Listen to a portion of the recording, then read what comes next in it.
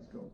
All right, so super excited. You know, we're next to Gainesville. We're 45 minutes. So we plan on, I did the car collecting thing, and so I was talking to Mike. That was years ago. Mm-hmm. So, I told you, and you've seen some pictures. I run a ZR1 and a Z06 at the road racing. I'm doing Daytona next week. Yeah. Again, with my buddies, we do, the road racing thing. So it's like, I've always liked drag racing. I started out with the drag racing, but I want to go back to it. So having a COPO and a Z06, wanting the road racing with it.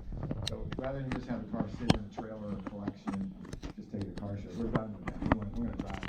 Sure. Okay, so we're going to campaign it locally, or maybe to Atlanta, like that. So we're going to enjoy it. Well, with Gainesville right down the road from you, so that's what the Frank Holly Drag Racing School. Cool. I'm looking forward to doing that. And so in your car is a certificate for Frank's school. Is that a term? Certificate is good for half off the school. If you take your COPO, it's free. But you told me. I really recommend you don't Use a do that recommendation. Yes, sir. because I talked to people before that have done it. They'll go there, they'll make their first pass, they'll spin the tires. And Frank's gonna have an hour worth of classroom time to talk to you and 12 other people and tell you, critique what you did and give you some pointers on how to focus and how to be a better race car driver. All you're gonna do is sit there for an hour and think about what you need to do to change your car to make the next pass. Okay. I talked to a guy, he did a full 2-day class. He never learned anything from Frank, and he never made a pass, a complete pass. So he wasted 2 days, he wasted the certificate, and he accomplished nothing. Right, so use their car, do Use this. their car, take the half off. Yeah. At the end, you're gonna make 6 passes. It started like a quarter track, half track, full track. Okay. I think you have to make either 2 or 3 full passes. You'll sign off on that, and then you can apply for your NHRA license. Okay. I did it a couple of years ago, really good class. That's what I heard. And I was talking to the gentleman that you just delivered their 427 to, the blue one. And they did the COPO school, all of them, years ago. And they said, Frank did like great. One did it at Maple Grove, one did it at Gainesville. Yeah. They said it's really a good thing to go through. Frank's always been a really good partner with the build center here, but one of the things, it was like 4 years ago, I had a guy, he was coming to get his car, and I got a call from his handler. He said, "You can't make it." I said, "Okay." He said he made the cut for the U.S. Senior Open. And he wound up, he won the tournament that weekend. He picked up his car the next weekend. He won 3 or 4 more tournaments that year. He had been to Frank's school twice to teach him how to be a better putter. And because there was the drag racing part of it, he decided he wanted to race too. Because what Frank's teaching you is, drag racing is a unique sport just like golf. When you get to the line, it's only you. You can't pass the ball to anybody. There's nobody gonna back you up if the ball gets by you. There's none of that. You get up there to putt, it's just you. And if you don't have focus, you can't win. And so that's what he's trying to teach you in drag racing. And that's why that guy, he said he won tournaments because of what Frank taught him on how to drag race. Makes sense. And I said the same thing, I took driving lessons. I did the ZR1 school, the 3 days that came with the ZR1 out at Ron Fellows, Spring Mountain. And I hired a private coach. But the same thing there's a whole lot more involved. Everybody thinks, oh, you just go straight line, or you just do round around, you watch it on TV. There's a whole lot of mental focus that's that. I did at school, I did the first time I was in the car, I did my burnout. Yeah. And I tried to stage the car. I rolled right through both beams because I was the adrenaline was so pumped. Yeah. He had me back up and restage it and everything. And then I'm sitting there and I look up and like, I wonder how long that light's been green. Yeah. Yeah. And I got my time slip. It was only a half second, but it felt like it was a day and a half. Yeah. I thought I cut good lights. We took our motorcycles out there. We ran, he had a CBR 1000 and BMW S1000R. Really fast bikes, high boosters and stuff. But the same thing, I thought like, man, I cut a good light, and it was like 0.25 or something, like a quarter of a second. It was like, and of course, him being younger, he was really good on the tree. He would beat me most of the time on the tree. He'd win most of the races, but we had a great time. I'll tell you a little story that Frank told me. It was interesting. He was talking about the physiology of your body. He said that, so like if you see a camera and a camera pans, it's blurry during the panning. He said, but your eyes don't do that. If you look from here to here, just your eyes, it's not blurry. And the reason why is what he's saying is your eye actually is taking a mental picture and stopping working. until it gets to the new point. Wow. Okay, Yeah. so the way he said then is, okay, if you're looking at the Christmas tree, and you're not really looking at the Christmas tree, if you're looking there, looking where you wanna go, looking around, your eyes aren't working for milliseconds. And during that time, if the light That makes sense. turns green and your eyes aren't working, Right. you missed it. And win or lose sometimes is that little bit of So it's that time. focus when you make sure everything's staged by reflex and you just concentrate on the tree. That's Yeah, it. you make sure Nothing, everything's you don't ready look down and you your don't look at gauges, anything. Kinda, that's peripheral, you just focus on that. So that's a little tip right there, which would help your reaction time. Mhm. Right, and that's one of the things people ask me about that aren't real into the drag racing, why our cars have NHRA requires a button on the back that says push off. Yeah. And the reason why is because, if you're in the car and you have complete focus on the Christmas tree, you're strapped in, it's loud, you can't hear anything at all, and somebody behind your car sees liquid leaking. So they're gonna have to walk to the front of your car, up to your side and try to get your attention until you shut the car down. You're not even looking at them. That light turns green, you go Pump that and you kill can, switch on the you could back hit and kill model. somebody. Yeah. So anybody at that line can walk up and hit that button and your car's dead. Because they expect the driver to have focus like that you wouldn't even see somebody over here if you're doing your job right. Makes sense. Yeah, interesting. So, we had over 16,000 people put their name in this year. I think I told you that, 16,000. 16,000. Well, not put their name in, we had 16,000 entries. Some people put more than one entry in, but it gets scrubbed. You only get one per person, one per So email. all those times we went to Daytona and Sebring and we keep putting our names. Yeah. So your name was in there, like, Well, Does we it were, go in we were, each were year? you at SEMA in 2012? Yeah. I met you there briefly. You see a million people there, but we were at the 2012 SEMA, because I have a collector's car thing that I did. And then, the couple was there, I saw the white one, I mentioned it, yeah, I said I had a ZR1 and I was interested in getting a couple. I may have given you my business card at that time with my information on it, and then I filled out other information with them, so. Yeah.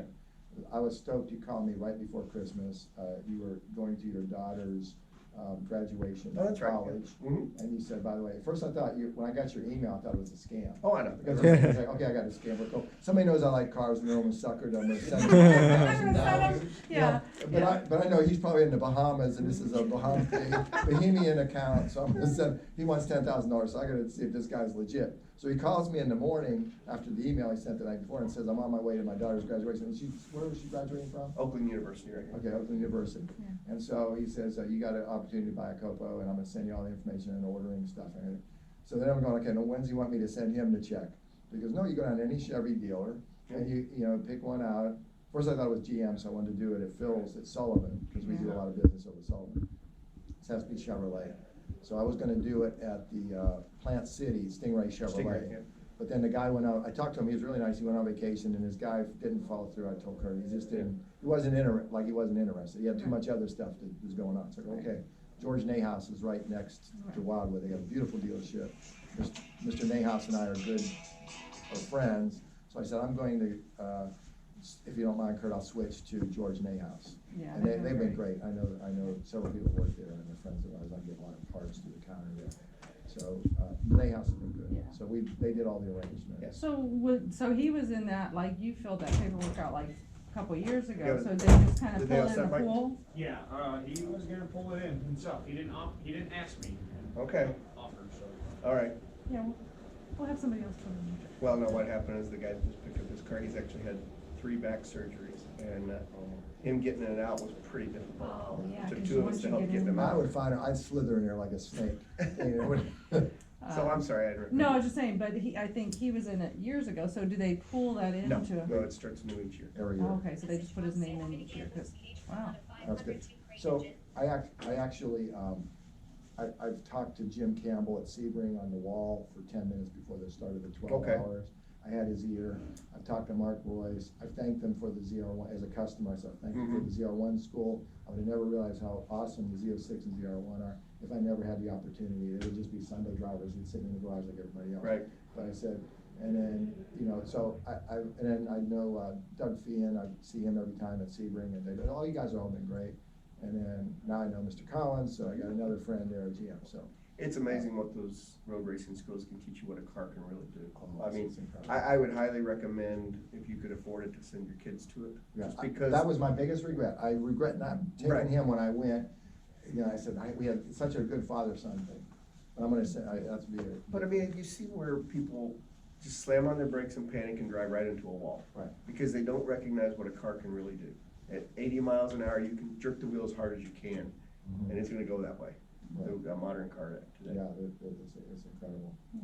So 16,000 entries. Did you say something earlier, like there was 5,300 or names or something, but you have a, Typically, in the past, we've had about 5,500. and they pull them out of, you have some accounting? We have Accounting an firm. outside company, they randomize the list, and then send me the list.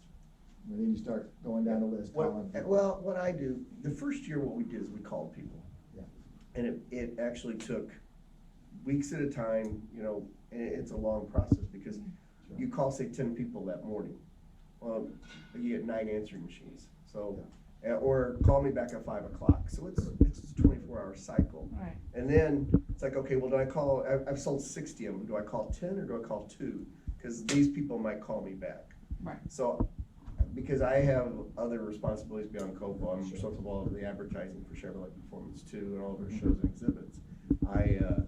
I actually send like 50 emails a day, because I usually get about a 10% return. A lot of people, their financial situation's changed, or they just put it in for fun, or some people think it's a scam and never get back with me, and I really can't help that, because Sure. when people register, it says, thank you for your registration. If you're selected, you'll be getting an email with the subject line, from Chevrolet Performance 2018 COPO order.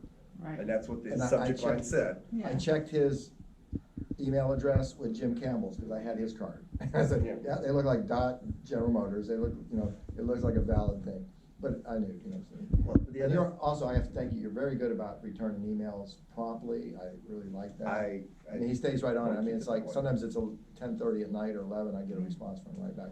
I try not to bother you, because I know how busy you No, are. I try to stay that way, but I appreciate it. Yeah, I did appreciate that too. Yeah. So what we did is we built that car in 2011. We took it, that was actually SEMA 2011, Right. when we introduced the very first. Got a concept. radio antenna on it? Well, actually, it does, That's got the XM. because that's the only way they came. Yeah, right. But I'll tell you more about that in a little while. So, we built that proof of concept for the 2011 SEMA show, to judge public reaction. We got a green light to do it in 2012. So since then, every COPO's been built here in the factory in this building. We built 69 a year, because in 1969, there were a couple hundred COPOs built, but there were only 69 of them built with a ZL1 big block 427. And we had a clone, I had a correct clone. You built I a told you. clone. Okay. Oh, perfect clone. I'm Mhm. talking about with the Winters foundry block, heads, intake, poly carburetor. It was, the only thing I didn't have was paper. Right. And I got criticized by a lot of people, said, well, you know, it's not, is it real? No, and then he walked away. I said, well, I guess they're taking the crusher. It was a 1,020 car. I got taken to the crusher. Super Chevy 998 and Worldwide Camaro and all those places. It was a Hugger orange, dog dish hubcaps, Mhm. polyglass, you know, it was correct hose clamps. But it was I couldn't drive it. It was so perfect. Right. It was, you know, and the real ones were selling for 300, 400,000 on auction, a couple, you know, mine was a correct clone. The guy paid me immediately 100,000 for it. It was a perfect, it was nicer than probably any of the ones that were ever built. Yeah. But that wasn't any fun. I didn't get to drive it, you know. Mhm. But now, and I said, how roundabout, it goes, now I'm gonna get a real COPO. What an opportunity. So I think it was divine intervention on this, entry thing, you know. So you were asking about the antenna and everything. So the first year, I just haven't done. well, no, it's a good catch though. Radio to Yeah. drag car, that's And, kinda well, the nice. first year, Well, we you got had mirrors the on it, bodies obviously, and yeah. everything, that we got from the Montreal assembly plant in St. Therese. And all US COPO, or all US Camaros have a, XM radio antenna. Mm. And so we had to use that. So the first couple of years we did that. We also got the carpet from the plant, so it had all the cuts in it for a back seat, for a console, all of those things. We got the headliners. They're real big, thick headliners, they're difficult to install. I'll show you what we use now. We still use the production headliner, but it's only just the cosmetic portion. All the noise abatement and climate control are all out of the car, because it's gonna be hot and loud, it's a race car. And it's easier to put in between the top of the car and the roll cage. We get the carpet is just the perimeter cut of the carpet. That way we can do all of our cuts and slots and everything, just what we need. So it gives you a much better quality of the look. Really And then professional. Then we started using the export Camaro bodies. Because the export Camaros don't have XM, they don't have a cut in the top. So what we did after the very first car, we actually took the antenna off with a little chiclet in there. European Export, Camaro. so you're meaning like Europe? Europe. Yeah. Well, they don't have XM in Europe. They didn't. Oh. Okay, now, when we changed to the Gen 6 car in To a 2016, Yeah. They do. 2016. so we had to take it back off and the cars now have a little chiclet in them again. Yeah, and they have chicklets for the mirrors too. Yeah. Yeah, there's a little closeout. That was an I can option, see it. I didn't order that option on the mirrors, yeah. The options, mirrors aren't an option, they all come with Oh, that. yeah, right, No A little bit mirrors. of an aerodynamic drag there, I bet. Well, it's that, and the other thing is, the Camaro mirrors are fixed, they're not foldable. And we've had a lot of people In catch them on their trailers. trailer. Right. On the wires on their trailer, ding, Right. comes right off. I was like,